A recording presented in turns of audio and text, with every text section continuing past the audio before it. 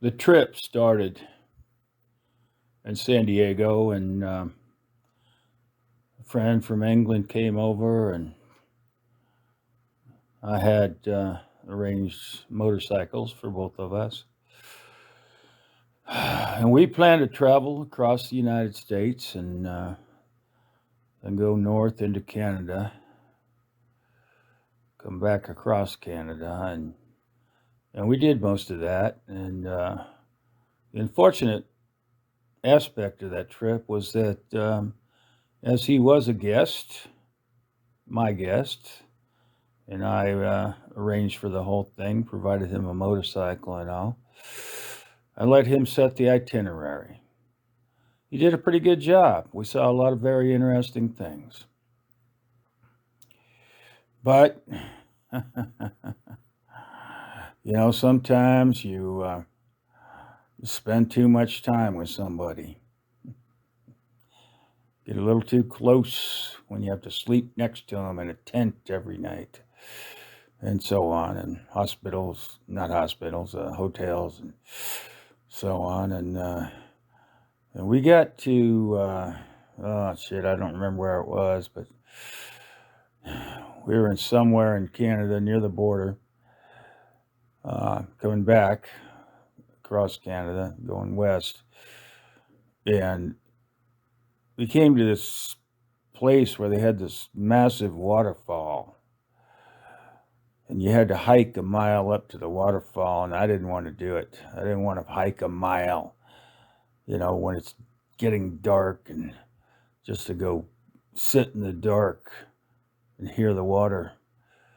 And he did. And so we got in a big argument about that, almost got into a physical fight. And so the next day, I said, hey, take the motorcycle, you go on with your plan. I'm going to go home. I'm burnt out. I can't take any more of this. So I headed south on the west side of Idaho. I don't remember the name of the highway. Got down through Idaho and worked my way over to California and came out at the park there, High Sierras, and so I entered the park. And this is the whole point of this talk. Long lead into what was an amazing experience. So I went through the park. They're doing road work, and I'm on this big motorcycle, so you have to go 2 miles an hour so you don't slip on the pea gravel they got on the road, and so on and so forth. But I got to one point in the park where, running alongside, not a river, not a stream, but something in between. So there was plenty of flow, beautiful, perfectly clear water running out of the High Sierras in the summer, which I don't know how that works, probably no snow melt off at that point. But anyway, there was plenty of water. And the whole trip, every time we came across a body of water, I'd get in and I'd go for a swim, because that's what I do. I swim. And so I thought, well, hey, maybe I can get in there. It looks like it's flowing at about the right rate, and maybe I can get in there and just go for a swim. There was this kind of a clearing.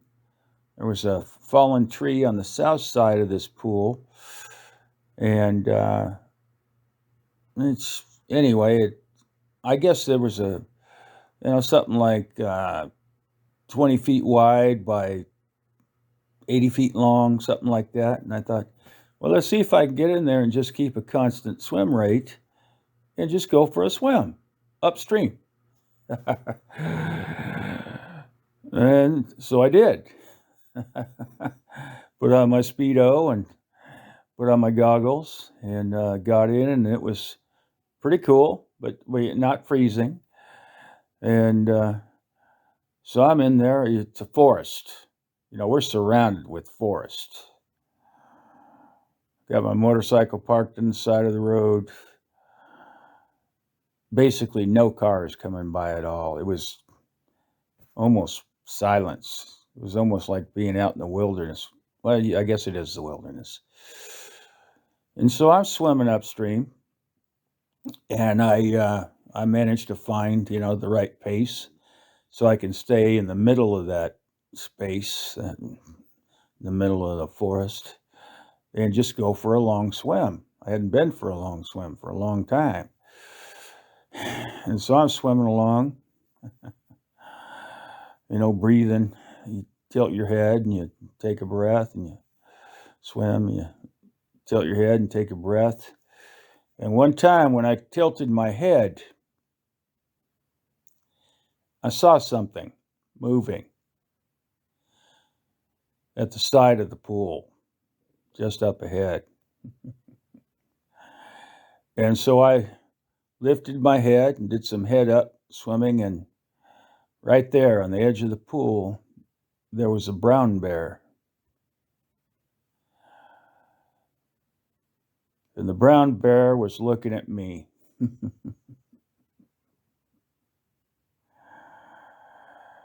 So, needless to say, I did some more head up swimming. Uh-oh, what is this brown bear gonna do? And the brown bear just stood on the edge, leaning over, watching me swim. And no doubt the brown bear had never seen anything like this before. Maybe, I don't know if they have salmon in that part of the river or not. Who knows? But no doubt, brown bear had never seen me swimming upstream in that pool. And I had surely never been swimming upstream in that pool and seen brown bear. And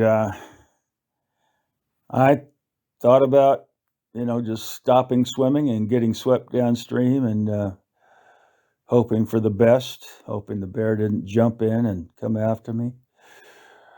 But I kept swimming upstream, head up, which is hard. I don't know if you've ever, maybe if you're a swimmer, if you're a real swimmer, you know what I'm talking about. It's much harder. But I had to keep an eye on brown bear to see what brown bear was going to do. Not that it would have done me any good. I mean, I had nowhere to go. I would have been fucked if that brown bear decided to come after me. But that brown bear and I looked into each other's eyes. I stared into the eyes of a brown bear standing on the edge of that river, leaning forward, looking at me. And he looked at me, and I swear that bear felt compassion for me.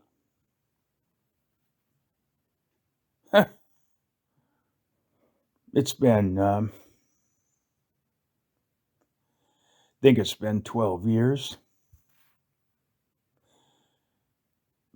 And I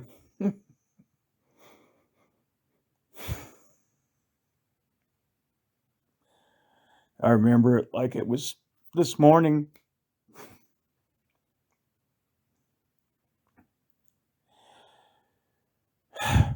And I think that brown bear thought that I was just trying to survive. And somehow that brown bear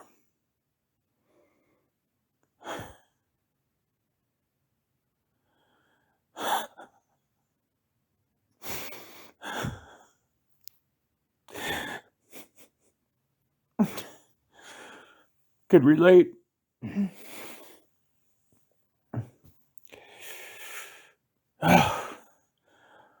And brown bear turned and walked away.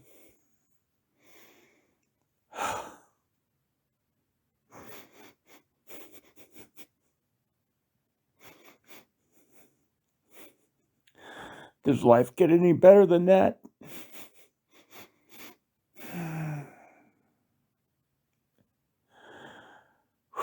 People have magical experiences. And I've heard a few from a few friends, but I've never heard anything that compares with that one.